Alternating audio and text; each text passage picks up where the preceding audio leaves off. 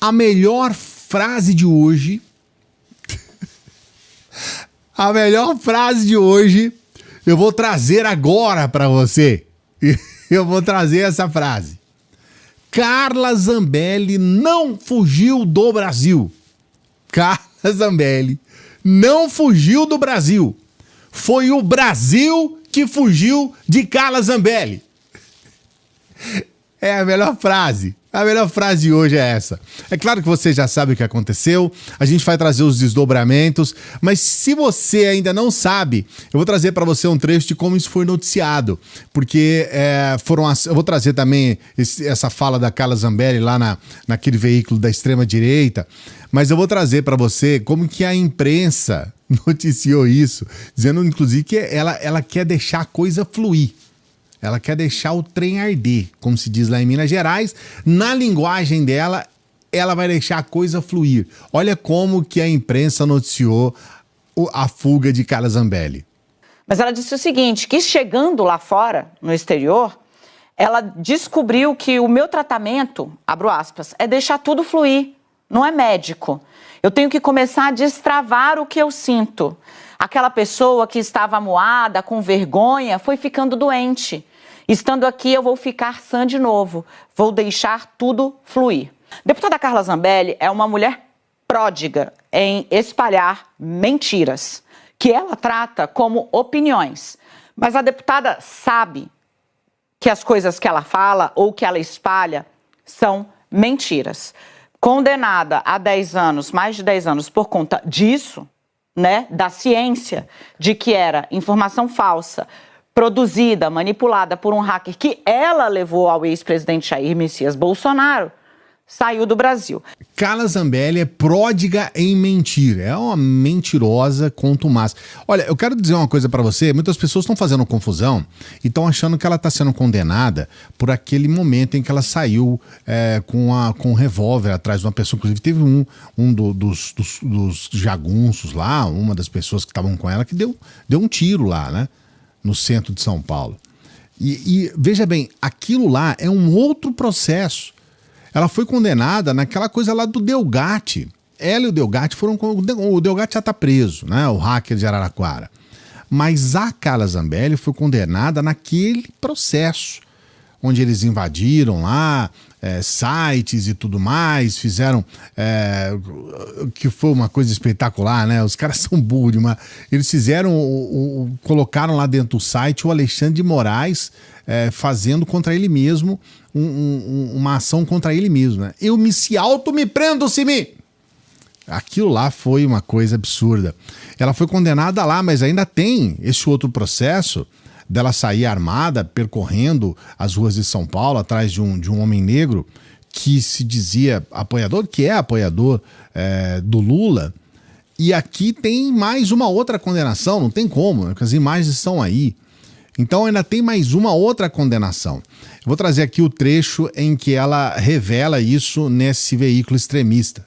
Bom, eu queria anunciar, Pitoli, que eu estou fora do Brasil, já faz alguns dias. Eu vim, a princípio, buscando um tratamento médico, e é um tratamento que eu já fazia aqui, e agora eu vou pedir, inclusive, para que eu possa me afastar do cargo.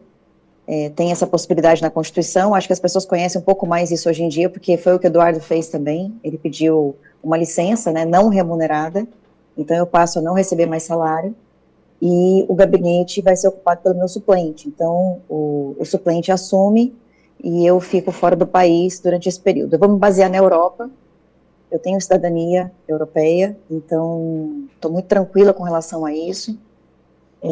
Gostaria de deixar bem claro que não é um abandono do país, não é desistir da minha luta, muito pelo contrário. É resistir, é poder continuar falando o que eu quero falar, é voltar a ser a Carla que eu era antes das amarras que essa ditadura nos impôs. Cara, que figura absurda que é essa mulher, né, cara? Essa mulher é uma figura absurda. Você lembra quando ela saía aí pras ruas dizendo que a Havan era da filha da Dilma, né? Gravou vídeo. Depois ela sumiu com esse vídeo, mas ela fez esse vídeo. Assim, ela já tava mentindo muito, isso tudo antes dela ser eleita, antes de Bolsonaro e tudo mais. Já era uma mentirosa doentia, né?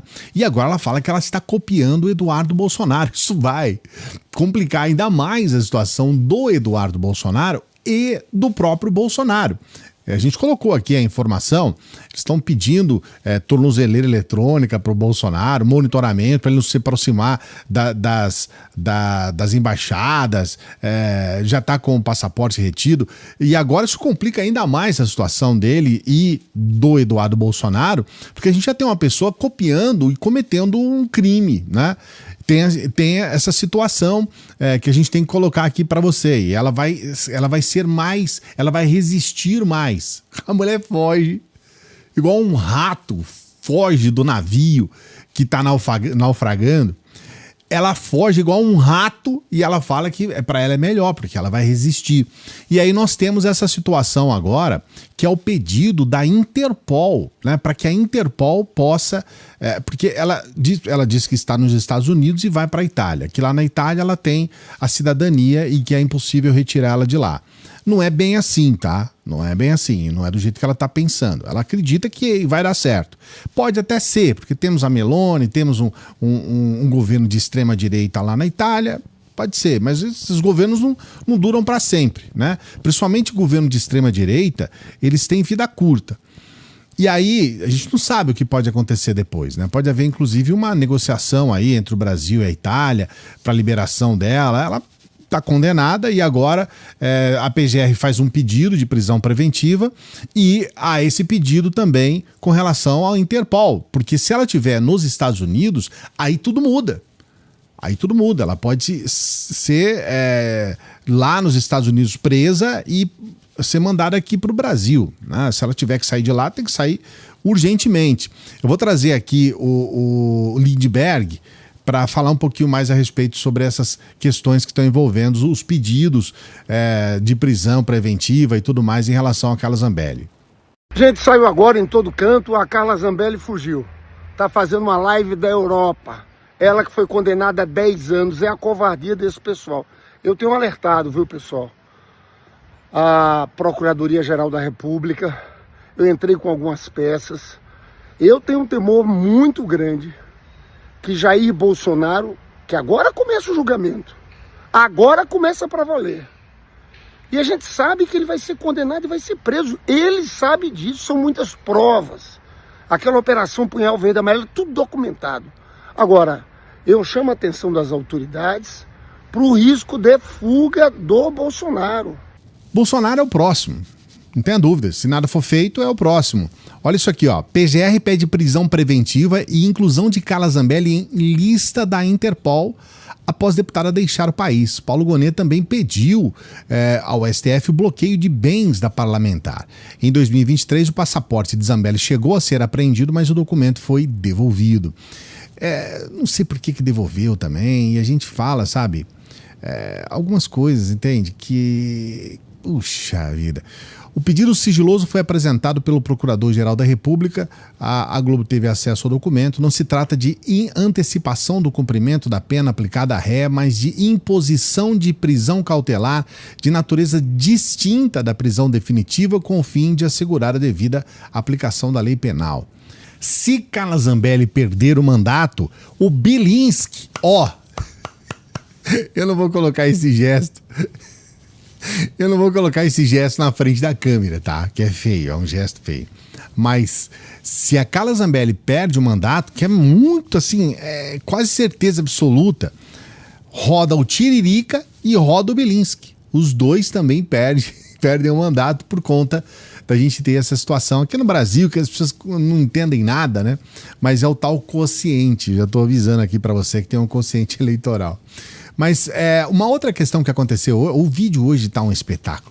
Uma outra coisa que aconteceu hoje foi a divulgação dos vídeos dos depoimentos daquele pessoal todo, principalmente os generais, né, que foram interpelados. E o primeiro vídeo que eu quero trazer aqui para você foi aquela carcada que o Aldo Rebelo levou.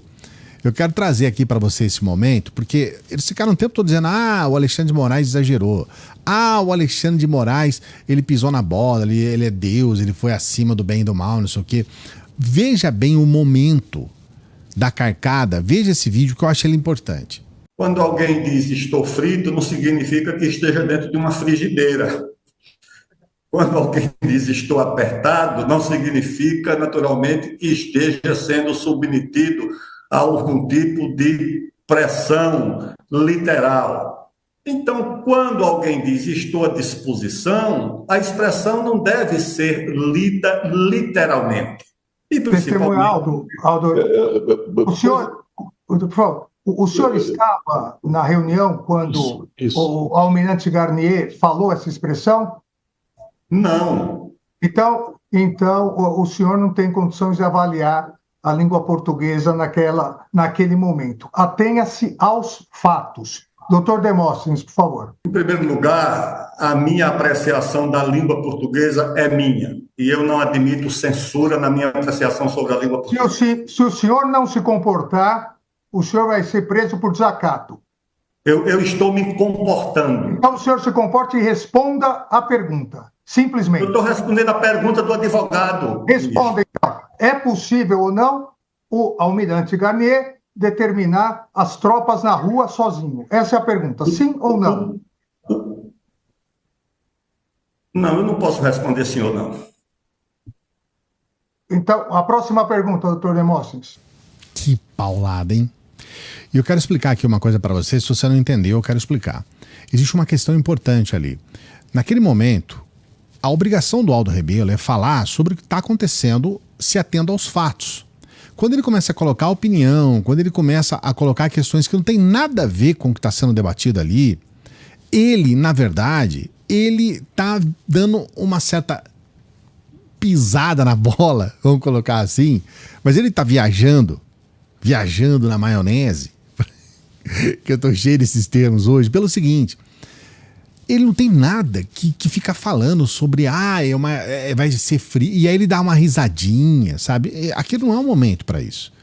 Ele foi perguntado e tem que responder sobre as perguntas, atendo-se aos fatos, como disse o próprio Alexandre de Moraes. Só que o que ele fez? Ele deu um truco.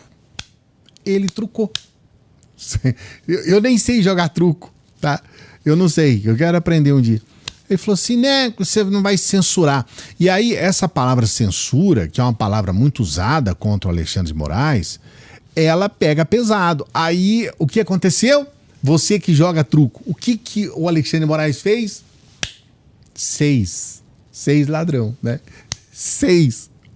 Porque o que acontece? Falou, cara, você tá louco? Você tá doido? Você vai querer dar show aqui? Você já não tá fazendo aquilo que você tem que fazer, que é se ater aos fatos. E agora você ainda vem querer chamar a atenção do juiz no meio daquela história. Então, o Alexandre de Moraes, ele foi perfeito, é isso aí mesmo, vamos levar a coisa a sério, vamos fazer como tem que ser feito. E aqui, eu tenho um momento, eu faço questão de trazer esse momento, para além dos cortes que estão sendo divulgados por aí. Eu quero trazer um pouco mais. É o momento da conversa do Alexandre de Moraes com o Freire Gomes. Não é uma conversa, né? Nós estamos falando aqui de uma testemunha, a gente está falando de um depoimento, tá? Mas assim, estamos falando sem juridiquês aqui. Veja essa interação do Alexandre de Moraes com o advogado do Freire Gomes, general, e também com o próprio Freire Gomes. Olha só.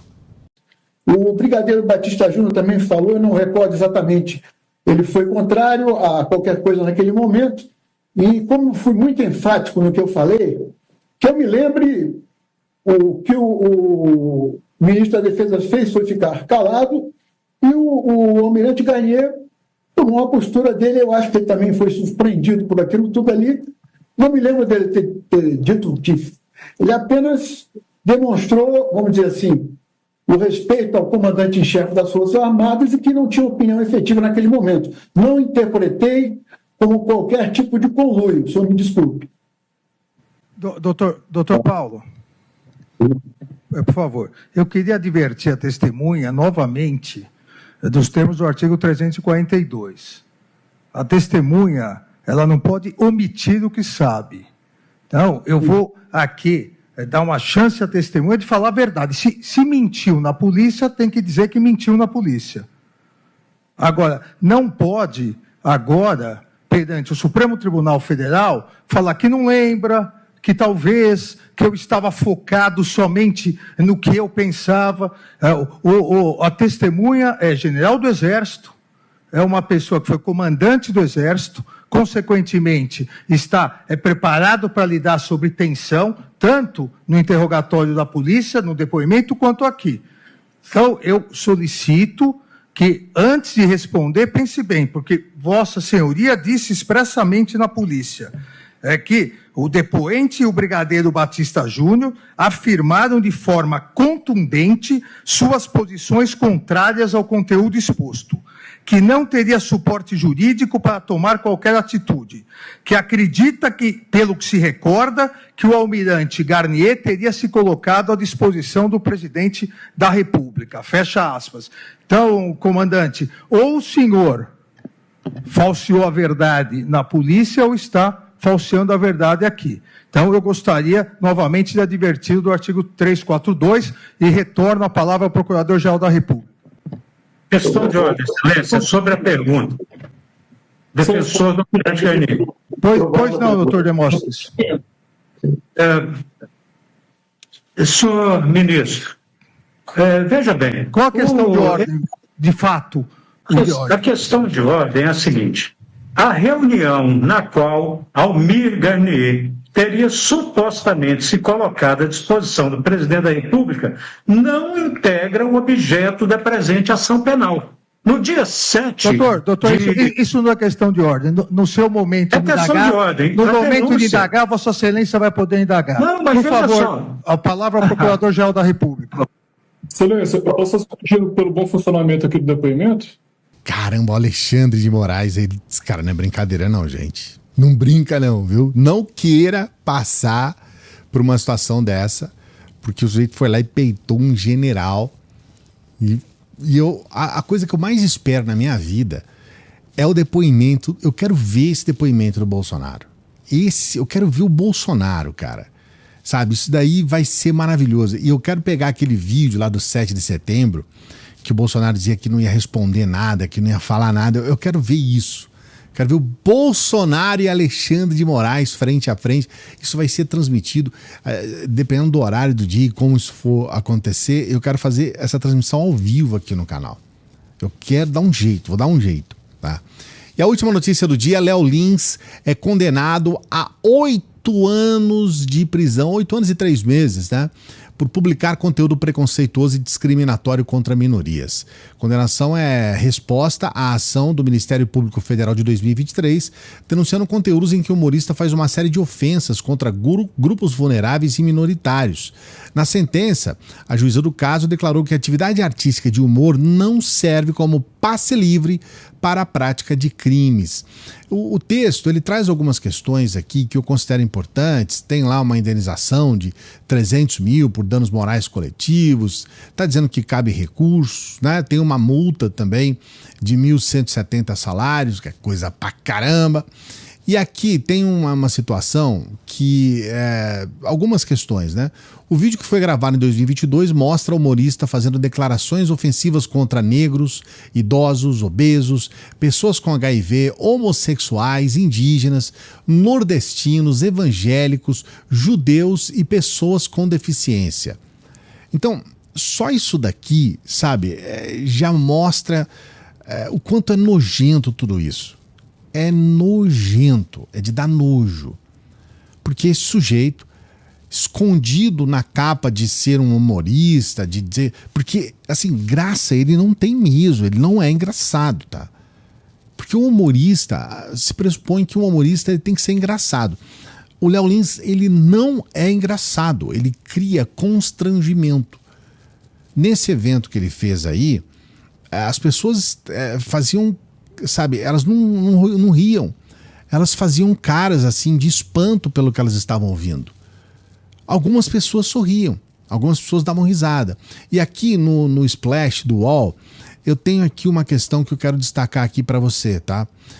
A pedido do Ministério Público e tal, no show perturbador, Léo Lins ironiza temas como abuso sexual, zoofilia, racismo, pedofilia, gordofobia, e as piadas citam pessoas famosas e incluem comentários jocosos a respeito de crimes e tragédias, como o incêndio na Boate Kiss. Isso daqui, para mim, foi tão chocante. Porque, veja bem, eu realmente não acompanho, tá? Tem coisas que eu não acompanho. Esse sujeito aí, eu prefiro nem acompanhar. Então eu não sabia, eu te juro, eu não sabia. Eu fiquei sabendo agora que ele estava fazendo comentários, ele estava fazendo virar piada a tragédia que aconteceu com aqueles 242 jovens que faleceram naquelas condições. E as pessoas, algumas, eu imagino que não são todas, né? Mas as pessoas começaram a rir daquilo. Queimados, asfixiados, numa das maiores tragédias envolvendo jovens do planeta. A maior tragédia do Brasil envolvendo jovens. 242 jovens. E esse sujeito, ele estava rindo disso, ele estava simplesmente escarnecendo sobre a memória desses jovens e dos familiares, muitos deles, não tendo condições de se recuperar a respeito daquela tragédia até hoje. Então, veja bem, é claro que um sujeito que ataca a sociedade, que se utiliza dessa capa de humorista para atacar a sociedade, nessas circunstâncias, ele tem que ser condenado. Mas eu queria saber de você, porque é uma polêmica, tem pessoas que estão defendendo o Léo Lins, e eu queria saber de você, você acha que ele deveria ser mesmo condenado? Foi condenado a 8 anos e 3 meses, vai recorrer, tem condições de recorrer, pode ser que aumente a pena, diminua a pena, pode ser que seja absolvido, mas eu quero que você coloque aqui nos comentários o que você acha disso. Acho importante saber. Você acha que é exagero? O que você pensa a respeito? Coloca aqui nos comentários. Não se esqueça de dar o like no vídeo. Por favor, se inscreva no canal. Dá essa moral aqui pra gente. Se inscreva aqui no canal. Por favor. A gente tem aquela dica especial da renda extra, apenas com o seu celular. No dia que você quiser, na hora que você quiser, no tempo que você quiser, você já pode trabalhar com o seu celular. É uma renda extra, tá? Ninguém tá falando que você vai ficar milionário. É R$50, é R$100, é R$300. Você vai poder ganhar trabalhando. Você vai trabalhar e vai ter essa renda extra. Você pode ganhar inclusive em dólar. A gente está colocando aqui pessoas que estão ganhando em dólar. Mas não é só em dólar. É importante você saber. É idôneo, é honesto. Não tem nada a ver com joguinho, esses joguinhos aí de internet, de tigrinho, de criptomoeda, de pirâmide. Não tem nada a ver com isso. É uma oportunidade de você aprender a trabalhar com o seu celular pela internet e ter essa renda extra. Primeiro comentário fixado e descrição do vídeo. Desce aqui para o comentário fixado, primeiro comentário fixado, tá bom? Eu peço sempre às pessoas que chegam no final dos vídeos para que ajude o nosso trabalho, ajude a gente a manter o nosso trabalho. Esse é o segundo vídeo de hoje, por exemplo. A gente está sempre trabalhando para você. E como que você pode ajudar? Seja um membro aqui do canal, seja um apoiador do nosso Apoia-se. Dê essa força pra gente. Você pode também nos ajudar com qualquer valor, o valor que você puder, pelo Pix. Essa é uma forma de você nos ajudar. Ajude o nosso trabalho. Ajude a gente a continuar trabalhando aqui. Daqui a pouquinho a gente volta. Salve, progressistas! Eu sou o Clayson. E se você gostou desse vídeo, ficou grandão, você também vai gostar desse aqui, que vai ser menor do que esse, porque esse aqui bateu o recorde. Até já!